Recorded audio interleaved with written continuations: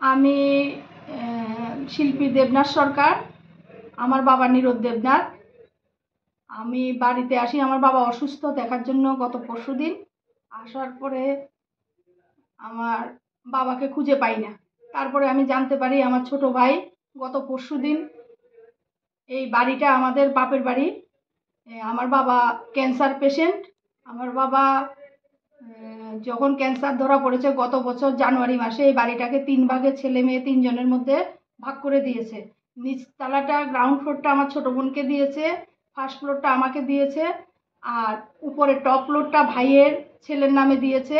বোনের অবর্তমানে ভাইয়ের ছেলে পাবে এটা দিয়েছে, পেছনে ল্যান্ড দিয়েছে, আর কিছু টাকাও দেবে বলে বাবা উইল করে গেছেন। এটা আমি ছিলাম না যখন উইল করেছিল, তখন আমার ছোট বোন আর ভাই ছিল, ওরা থেকে এটা করিয়েছে, আমার কাকারা আত্মীয় স্বজন সবাই মিলে করিয়েছে। এখন ঘটনা হলো আমার বাবা বিছানায় শয্যাশায়ী, ক্যান্সারের হাসপাতালে অনেকদিন ভর্তি ছিল। ভর্তি থাকার পর বাড়িতে নিয়ে আসা হয়। বাবা বিছানা থেকে উঠতে পারে না, বসতে পারে না, ঠিকমতো কথাও বলতে পারে না, বাবার মাথায় কাজ করছে না।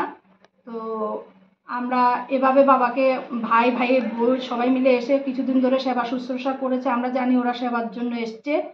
হঠাৎ দেখি কাউকে না বলে, আমার কাকা জ্যাঠা বোন সবাই কেউ জানি না আমরা, ওই দিন পরশুদিন রেজিস্ট্রি করতে গেছে পুরো বাড়িটা ওর নামে আত্মসাৎ করার জন্য।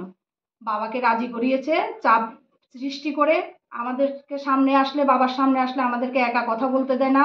ওর স্ত্রী রেখা দেবনাথ, বাপের বাড়ি যতন বাড়ি, ওর স্ত্রী এবং তাপস দেবনাথের শাশুড়ি মিলে আমাদেরকে বাবার সামনে একা থাকতে দেয় না। বাবা কিছু বলতে চায়, চোখের জল ফেলে, আমাদেরকে বলতে পারে না প্রাণ খুলে কথা। তারপর গত পরশুদিন ও বিএসএফ এর কিছু স্টাফ প্লাস অ্যাম্বুলেন্স নিয়ে এসে বাবাকে বাড়ি রেজিস্ট্রি করতে পারেনি গত পরশুদিন একটা কারণে, বোধহয় কোনো কিছু একটা লেখায় ভুল হয়েছে। ও স্টাম্প পেপার তুলেছে। ওর উকিল প্রভাত দত্তের ছেলে সৌভিক দত্ত, আর প্রভাত দত্ত মুহুরী হচ্ছে নারায়ণ মালাকার। ওরা দুজন মিলে ওকে সহায়তা করছে। ও করতে পারেনি, বাড়িটা লিখতে পারেনি না।